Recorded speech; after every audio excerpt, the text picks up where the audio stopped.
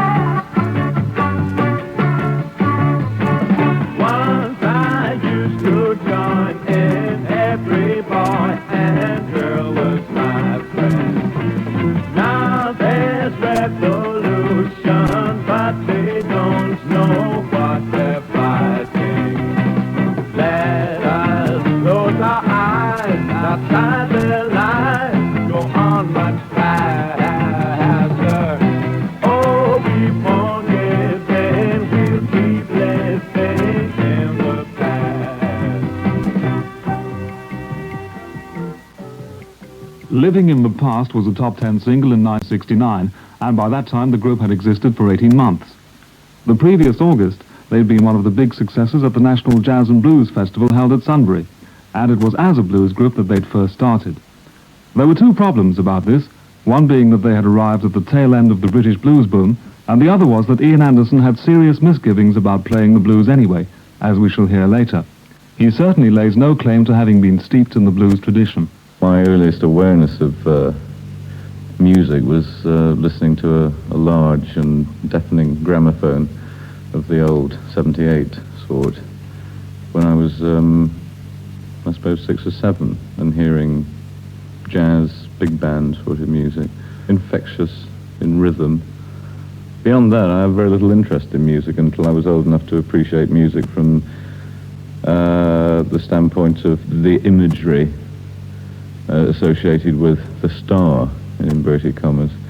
And I suppose it was when people of the Cliff Richard, Marty Wilde, Elvis Presley sort of era came along that somehow, even though I was only 11 about that time, I could still recognize the the possibility of imminent adolescence and pubic hair emerging from every orifice, somehow changing my life at that early age, and music then became associated with that change of life. I bought myself a plastic Elvis Presley ukulele, or had one bought for a birthday present or something, and sort of destroyed it after about 4 bars because I couldn't tune it up. Not my fault, but more the ukulele's fault because of the cheap plastic sort of machine heads on it. I then got a guitar, which I did learn to tune up, although I knew nothing about music, and played one-line melodies, such as Apache, until I invented E major, which was a striking advance for the entire music industry, I'm sure you agree. There's really a problem with 6 strings. It took me at least a year before I overcame this problem of having 5 fingers and 6 strings. I realized that somehow one didn't have to play them all to get a chord.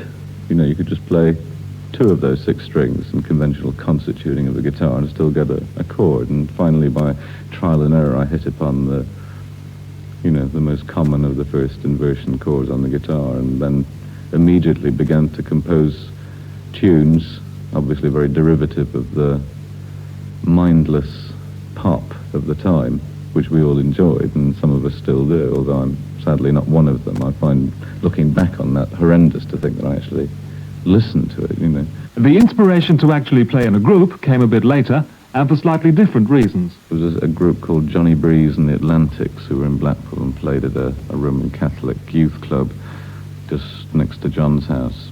And Geoffrey and John and I, who were just beginning our 6th form, went to this youth club one night and saw Johnny Breeze and the Atlantics performing to a host of wide-eyed little girls, 14 or 15 years old, and thought, that is obviously a position to be envied, you know, the position of a £5 a night imitative pop group in a youth club. So we endeavoured to conduct our musical forays along similar lines. This band became known as the John Evan Band, and after playing around the Blackpool area for a while, they eventually made their way to London.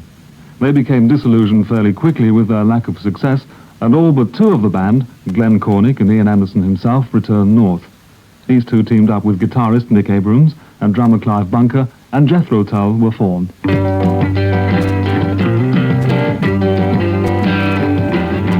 up this morning to look at things in their funny way. Why can't they be like they used to be only yesterday?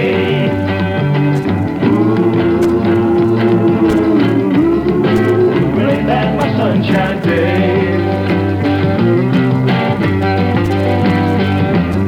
I look at things that once were mine with such despair.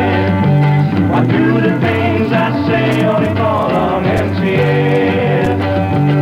Ooh, bring back my sunshine day. My mind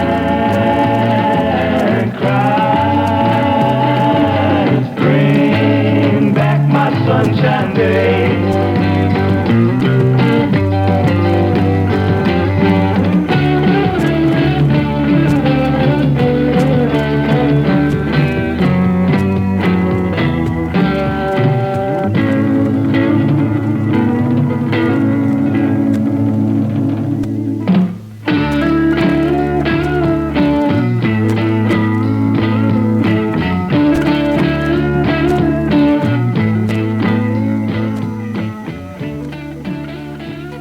Abrams' composition, Sunshine Day, and although every English schoolboy knows that Jethro Tull was a 17th century agricultural engineer, someone at the group's first record company, MGM, obviously didn't, and the group's name appeared on the label as Jethro Tull, as in foot.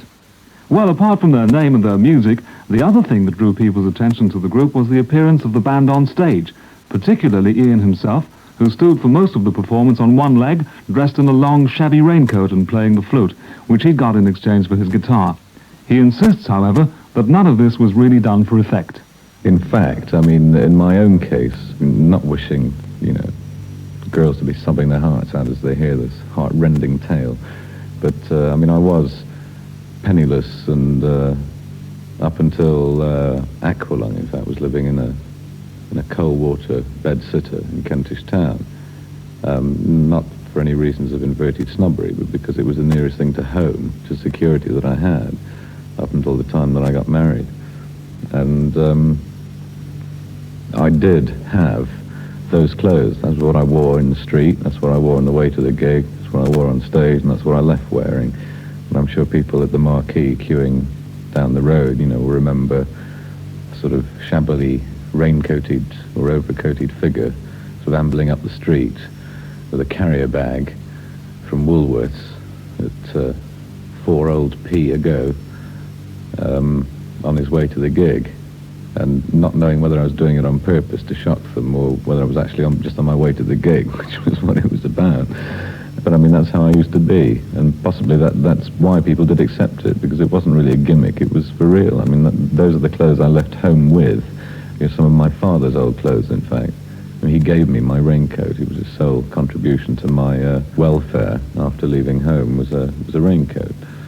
And that was what I wore in the very cold winter of 67 and 68. Actually, it became redundant as soon as we hit the hot climates of southern England and later America, because it was impractical. But, you know, those first few months of playing as Jethro Tull, you know, we were playing to sort of audiences of 20 or 30 people in lots of grim, icy clubs. The first, you know, the end of 67, the beginning of 68, it was rather cold, you probably remember. And if you didn't have a full house, you were actually very cold on stage, quite simply. I mean, I remember Mick used to wear a big flying jacket, you know, and Clive used to have gloves on.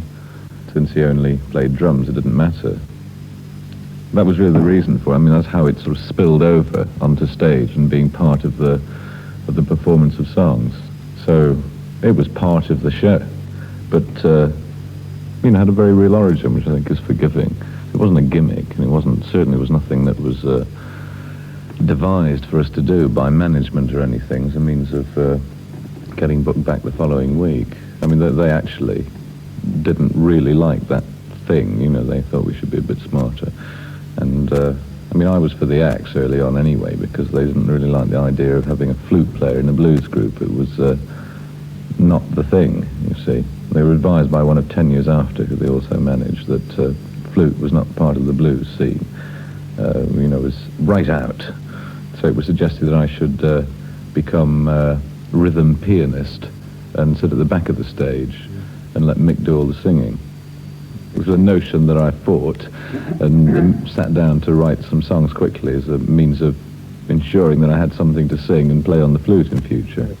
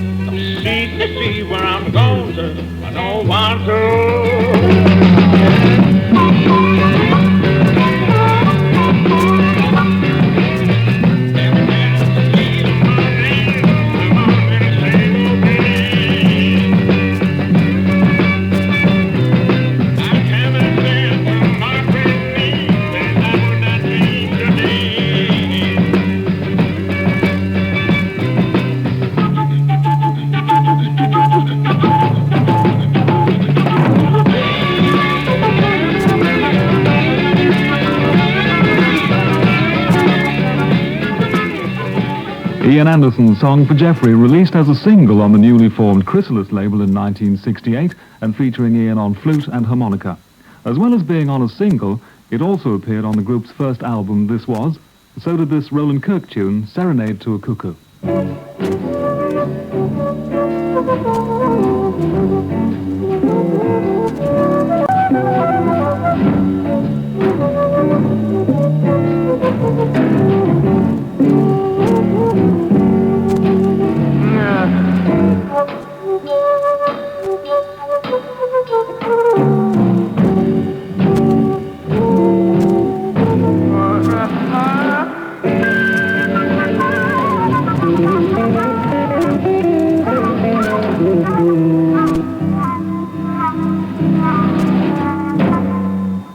My first faltering notes on the flute were that tune, you know, which is why I played it as a kind, because that's how my flute playing actually began. Da da da da da da da da da. You know, the first notes I ever picked out. And I played that for a year, you know, and people liked that as they like Cat Squirrel, another one of our sort of favourite songs at the time, which was mixed thing, you know. Serenade to a Cuckoo became sort of equally a feature of the show, or of the gig. And I was allowed to continue to play the flute and allowed to continue to sing within reason, which I did. But the one you're opening now, the prompting album, so we both know which songs we're going to play, Stand Up, was where the responsibility suddenly shifted really to me to get together material, all of which was original apart from, there's this miscredited there, the song Beret.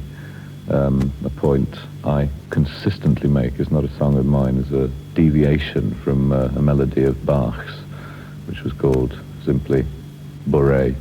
And still looking for this Bach fellow, whoever he is, to try and give him the money, but so far he hasn't showed up.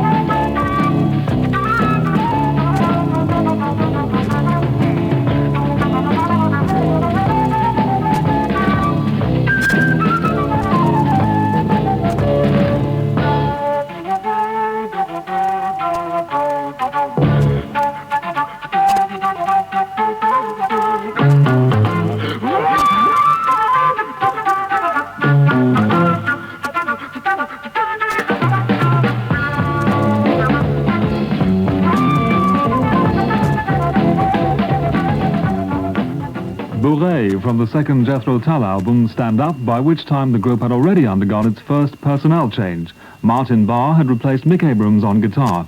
So what had happened? Mick was very much into playing on a... He's the sort of... forevermore he wants to be the amateur, you know.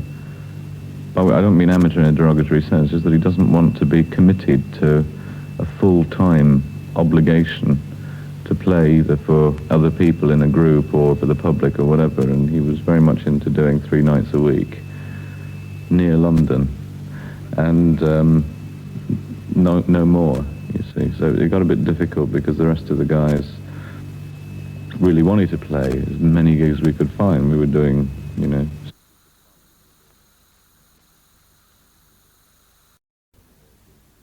7 or 8 gigs a week all over the country, which didn't go down too well with me. And as soon as the suggestion of an American tour came up following this first album, he made it abundantly clear that he wasn't really into that degree of commitment, which left the rest of us with the problem of considering to find someone else, which we did. And during that period of consideration, Mick found out that he was being considered, or deconsidered, and said, you know, right, that's it, I'm off. And ran off to an open-armed John Peel and confessed all his troubles and said what terrible people we were and everything. But when you've got three-quarters of a group, you know, have ambition to go, you know, as far as whatever. I mean, not in terms of traveling the world and earning pots of money, but just to play gigs every night, you know, just to get out there and do it. It is a bit difficult. So whatever personality differences might have existed, and they did exist, but not really to the extent that would have caused Mick's departure. I think it would have been inevitable sooner or later that Mick left, just because he wouldn't have wanted that pace. Indeed, Clive, after another couple of years, and Glenn also went their own ways for similar, if not exactly the same reasons. Clive to settle down and get married. Glenn because he felt it time to step away from the shadow of me and whoever else was in the group at the time and declare himself a bass player, you know, rather than one of Jethro Tull, which is something I can understand.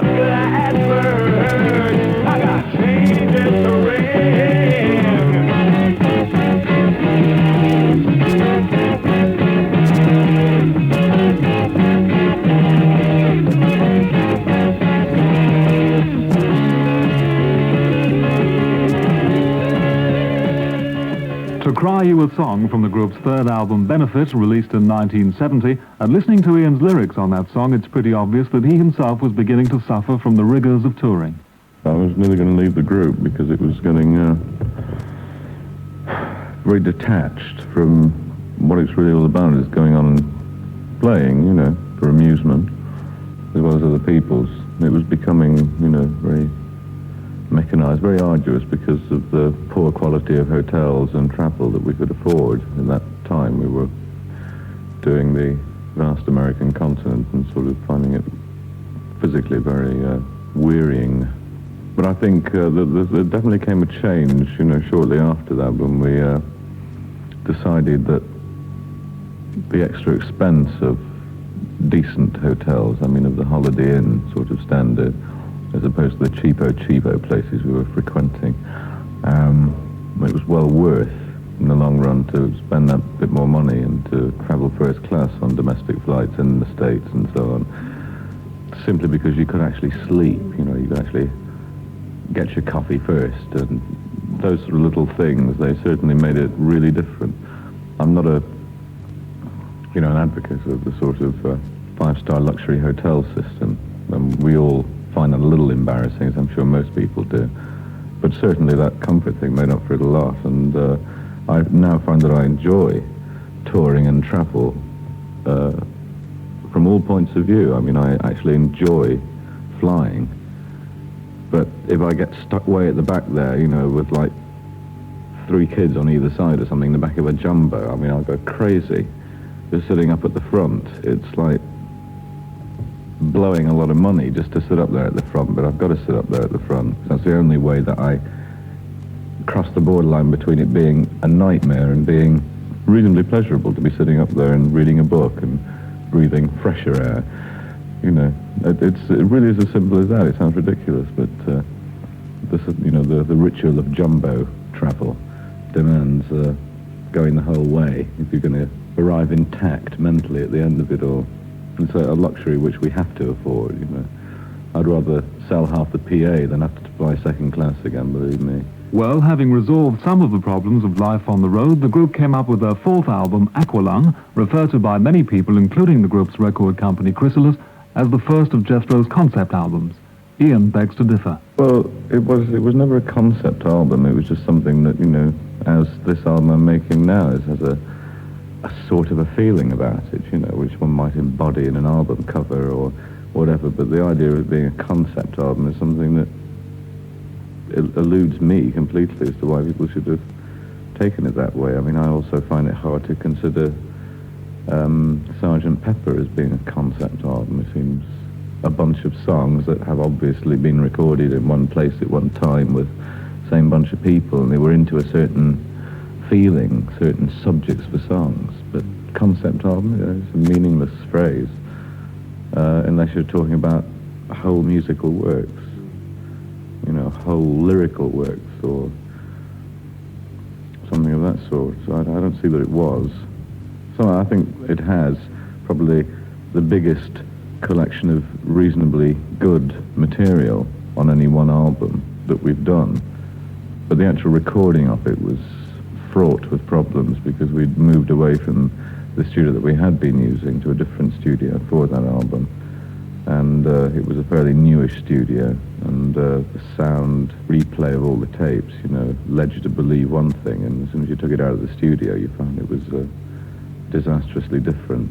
So we wrestled with mixing and cutting of that album for a long time before it sort of sounded adequate, but it's always been, from a production point of view, a sort of personal failure of mine, because the sound is, while it's not all bad, I mean, some of it is quite atrocious. But then, you know, some of the songs make up for it in some ways, I suppose it's all right. It's a favourite album of a lot of people, I think.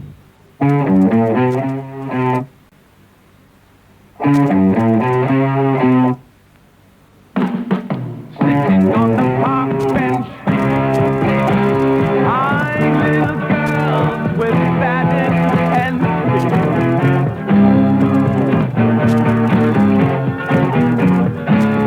snot running down his nose,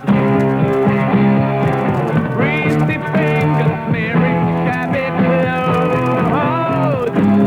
Hey, Aqualung, drying in the cold sun, watching as the pretty panties run. Hey, Aqualung, feeling like a dead duck, spitting out pieces of his frozen love. Oh, Aqualung,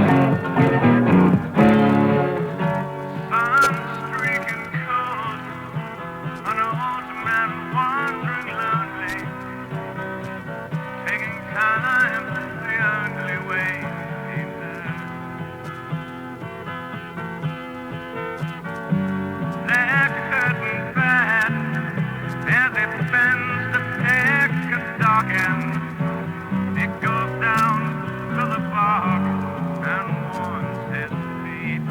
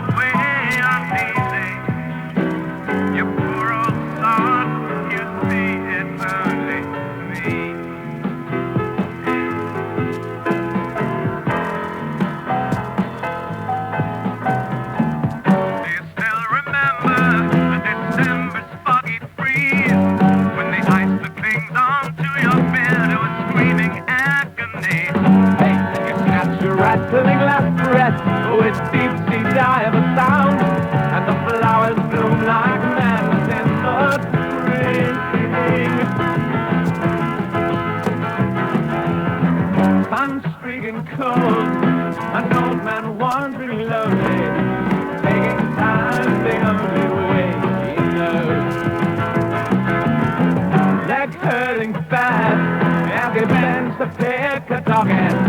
He goes down to the bog and warms his feet. Feeling alone, the armies of the road, Salvation Alamo, the cup of tea.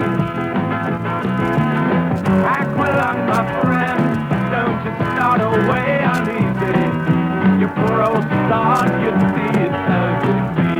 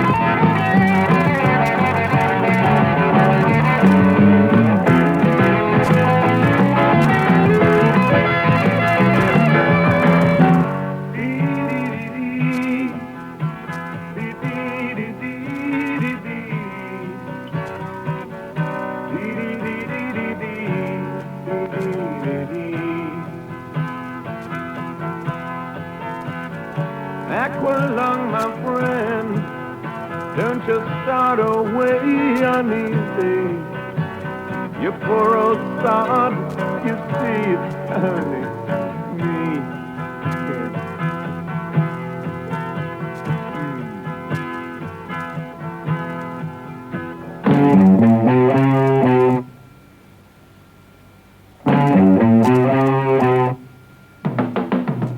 Sitting on the park bench, eyes little girls with bad intent.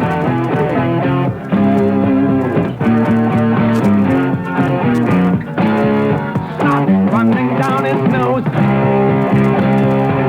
greasy fingers smearing shabby clothes. Hey, Aqualung,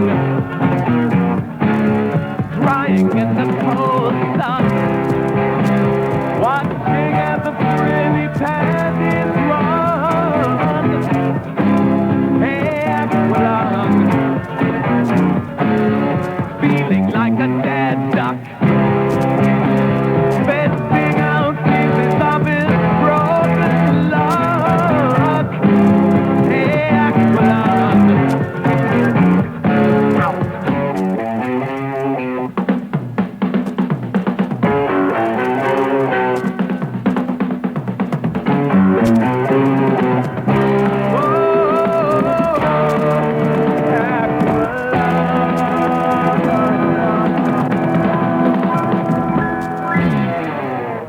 The title track from the album Aqualung, and somewhat surprisingly perhaps, the lyrics were not credited to Ian. Well, actually, they were co-written between my wife of the time and myself. But it was her sort of lyrical idea rather than mine. She'd been studying photography, had been out taking photographs of lots of dossers around the East End. And as a result of that, that song came out of that sort of a vibe, sort of feeling emerged. And but that is probably the only time that anyone has collaborated with me in that sort of sense, or in this case really I with her. I sort of put it into singing form. Most of the words were actually hers. Ian had met his wife Jenny when she worked as a secretary at his recording company, and they married early in 1970 amongst a welter of publicity, including an article in the Daily Mirror which said that Ian would be a millionaire by the end of that year. In fact, Ian denies that he became a millionaire in that or any other year. Sadly, the marriage later broke up, so in retrospect, does Ian think it was a bad thing to do? Well, I think marriage is always can be retrospectively viewed as being a good thing for everyone. It's an experience which isn't usually directly toxic. But of course it may be something which you're glad to have enjoyed for a part of your life and glad to have terminated and moved on to something else.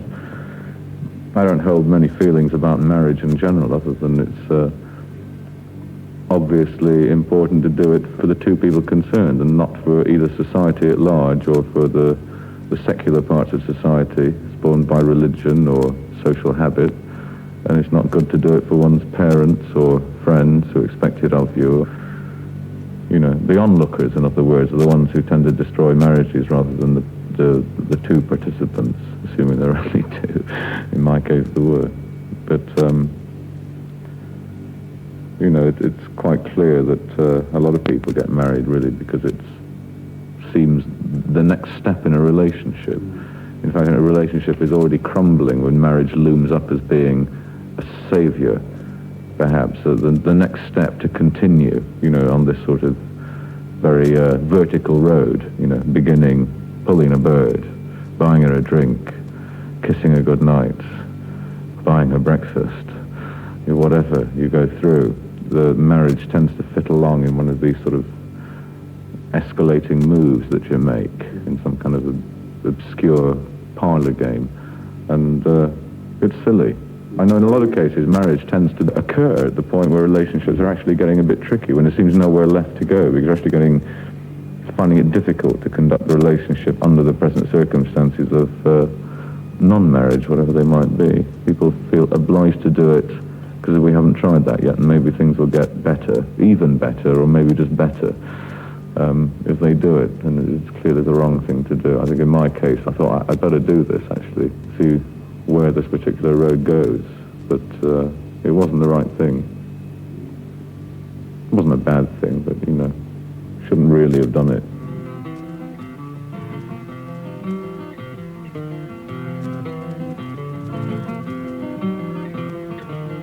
Really don't mind if you sit this one out. My words but a whisper, your deafness a shout. I may make you feel, but I can't make you think. Your sperm's in the gutter, your love's in the sink. So you ride your sails over the fields, and you make all your animals deals, and your wise men don't know how it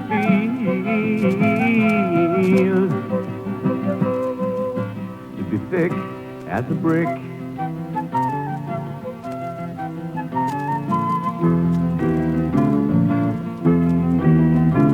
And the sandcastle virtues are all swept away in the tidal destruction, the moral melee. The elastic retreat brings the pleasures of play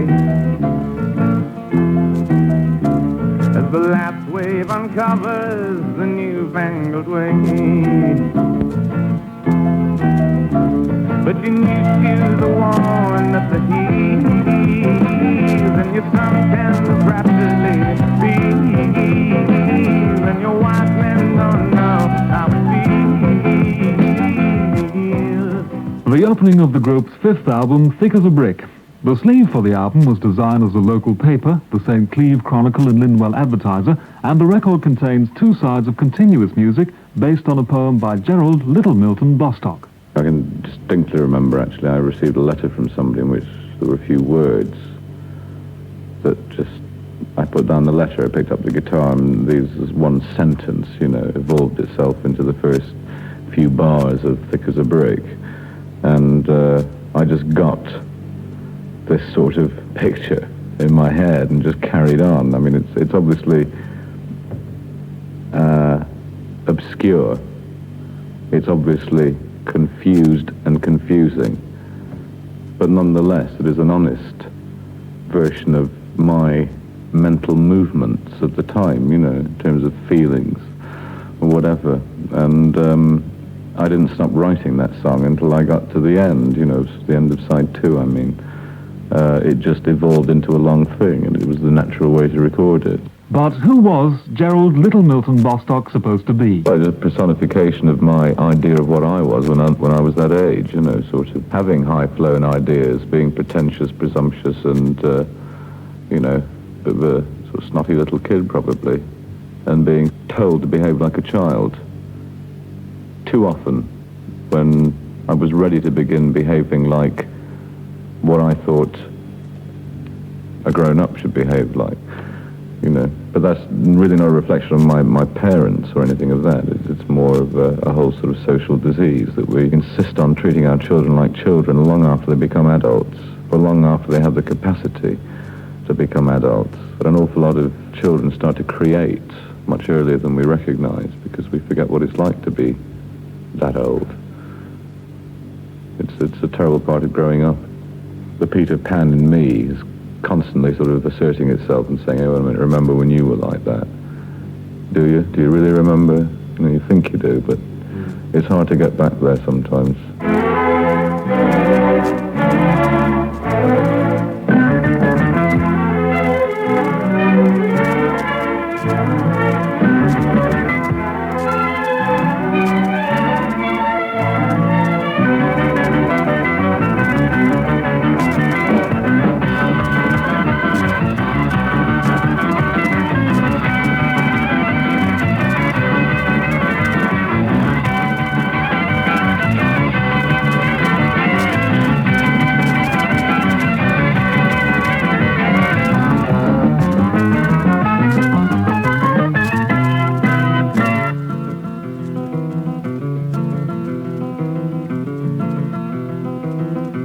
So you ride yourselves over the fields, and you make all your animal deals, and your wise men don't know how it feels.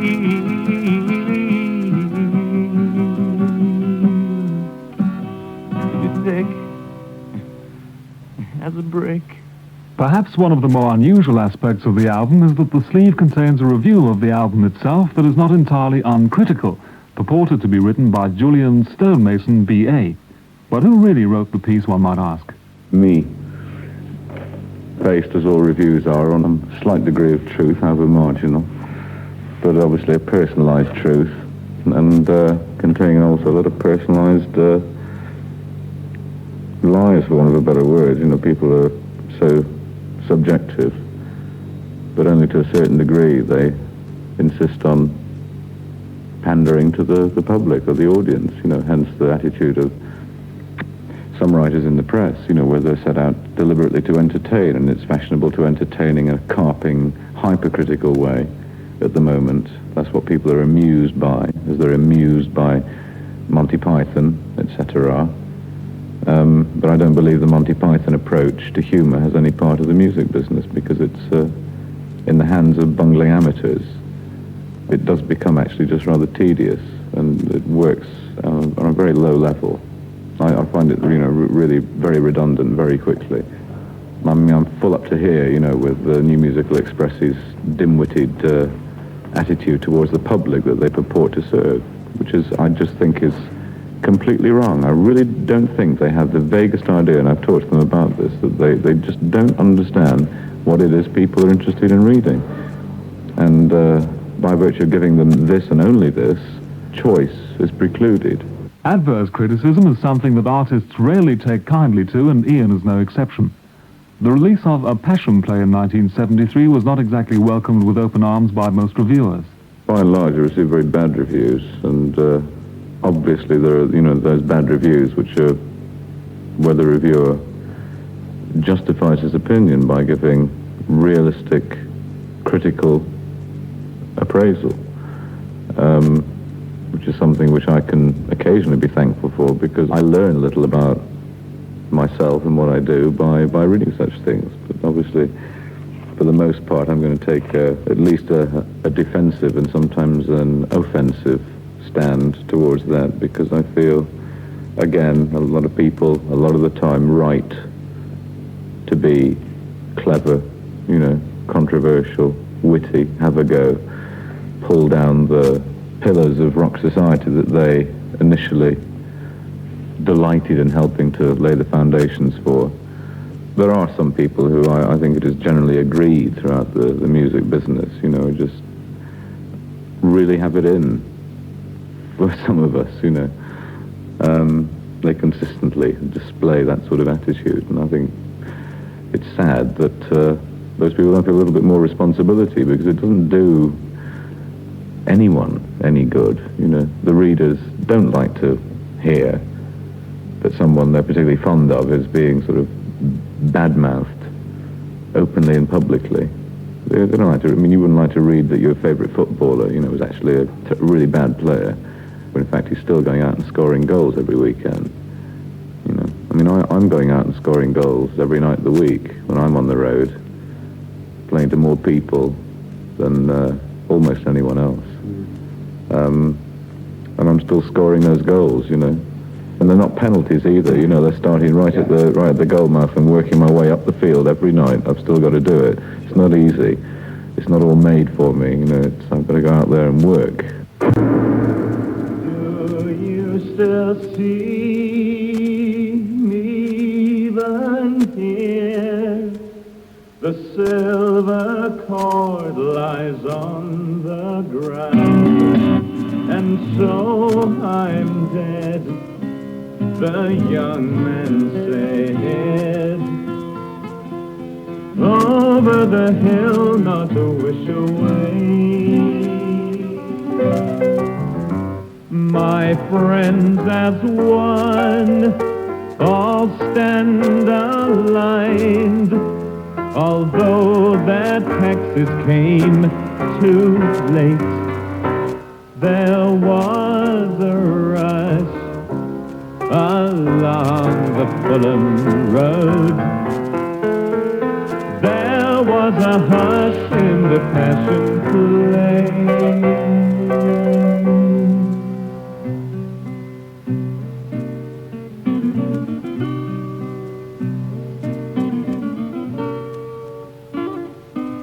Such a sense of glowing in the aftermath, ripe with rich attainments, all imagined, sad misdeeds in disarray, the sore thumb screams aloud, echoing out of the Passion Play.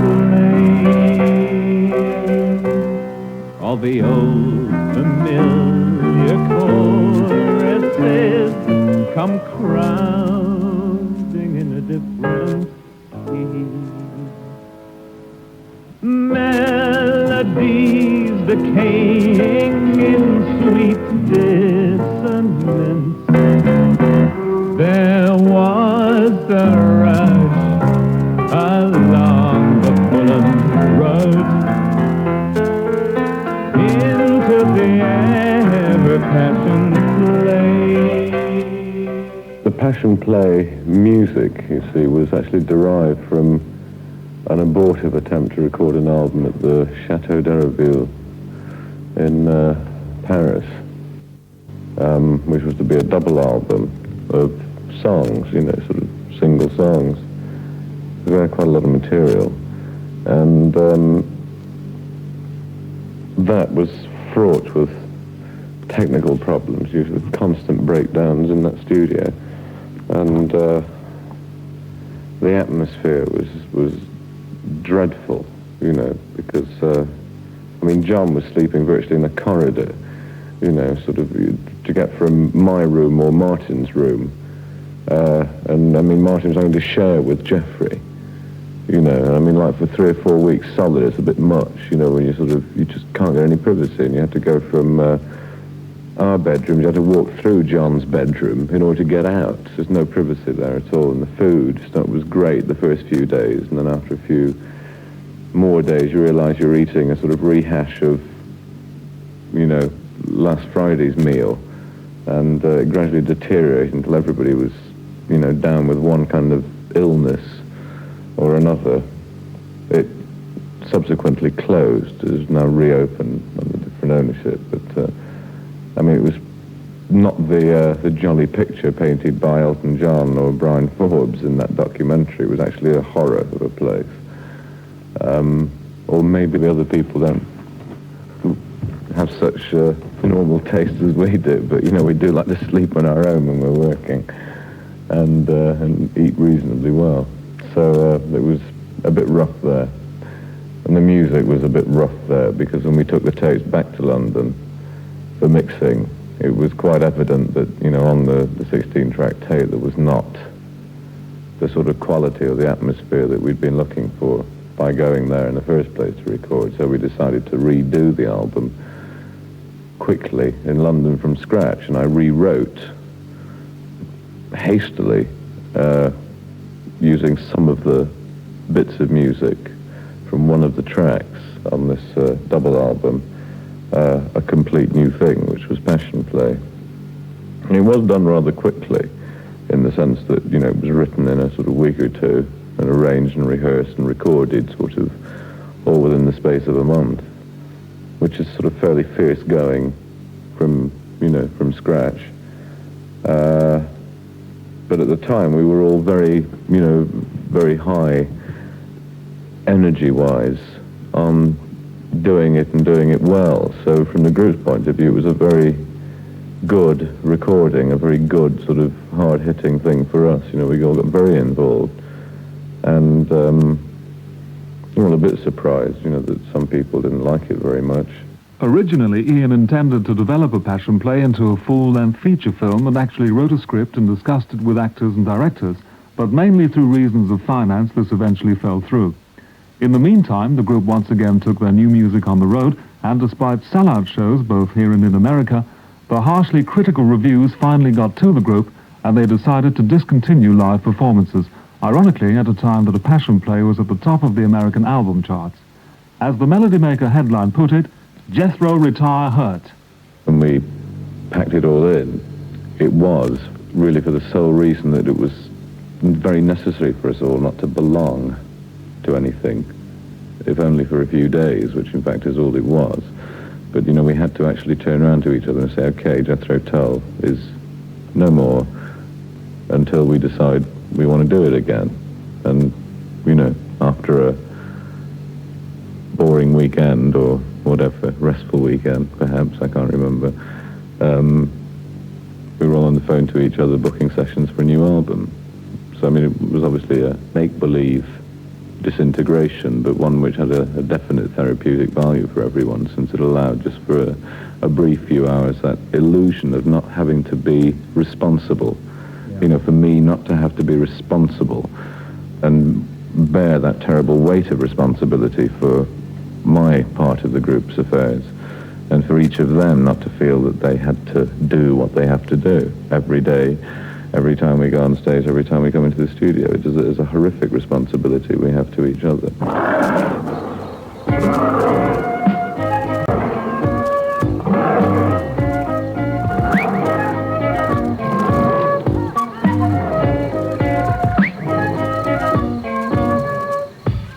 Walking through forests of palm tree apartments, scoff at the monkeys who live in that darkness. Down by the water hole, drunk every Friday, eating their nuts, saving their raisins for Sunday. Lions and tigers who wait in the shadows, they're fast but they're lazy and sleep in green meadows. Well, that's in the jungle.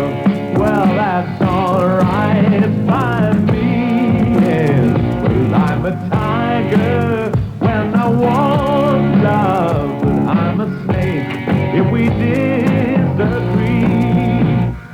Just say a word and the boys will be right there with claws at your back to send a chill through the night. Is it so frightening to have me to shoulder thunder and lightning? Couldn't be bolder. I'll write on your tombstone, I thank you for dinner. This game that we had in the play is the winner.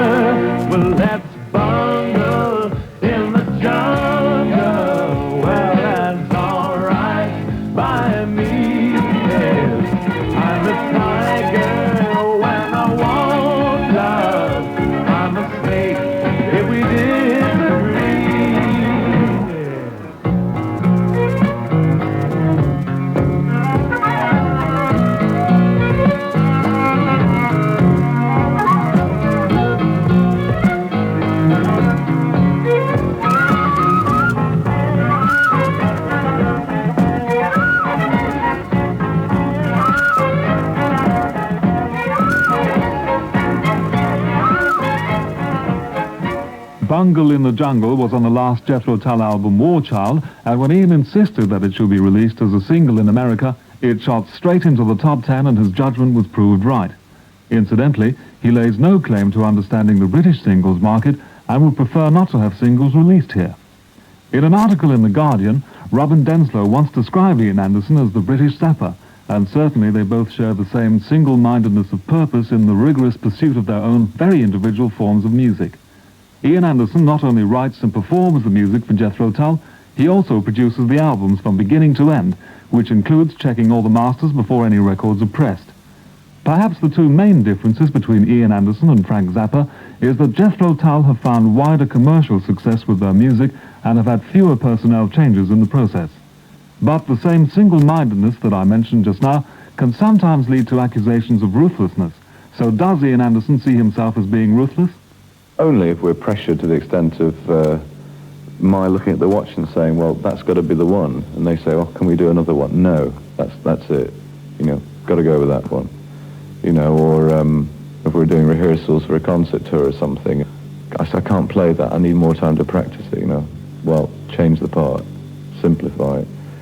We're on tomorrow, you know, then that's not exactly ruthless, it's just common sense. Well, with 8 albums already released and the new one, Minstrel in the Gallery, due in September, Jethro Tull have come a long way since their beginnings as a 4-piece blues band. But, as I said earlier, that was a form of music with which Ian Anderson had no intention of staying. Interesting to note, of course, that some of the rock or blues-based rock groups of the last 5 years have done exactly that and sold millions of albums whilst actually pirating lines and whole lyrical phrases from 1 or 2 or 3 similar blues numbers by perhaps different people of 20 years ago. And no one seems to notice and no one seems to care. But, you know, when those guys are still, those that are alive, still hanging around in pubs in Chicago or groveling in literally one shack, half an acre vegetable plots in the mid-south of America, never having been paid any royalties, whilst the songs or the music derived very obviously from their songs is owned, you know, some other bastard whitey, you know, an awful lot of money to buy his country house and his motor cars. I find that sort of a little bit sick, which is one of the reasons I try to stay away from music now, which isn't mine. Yeah. You know, which isn't something I actually feel is a product of me being from a lower middle class family in Blackpool and Edinburgh before that, and living the life and the varieties of lives that I've lived since then. I tried to stay within that, and I'm actually at the moment getting very firmly into a new sort of directive in music, which is away from the showbiz element again. I'm getting way back to being the tongue-in-cheek sort of aggressor that I was in 1968. Shortly, the tights and the cod piece must go, you know, and I'm going to be the new me, which is a little bit like the old me, but with a bit more to say this time around. Just a trace of pride upon the fixed grin, for there is no business like the show we're in. There is no reason, no rhyme, no right, to leave the circus till we said goodnight. The same performance in the same old way, the same old story to the sad play. So it's use the moon and hope to call a tune and make no concussion of this big balloon. Look how we balance the world on the tips of our noses like sea lions with a ball with a tongue.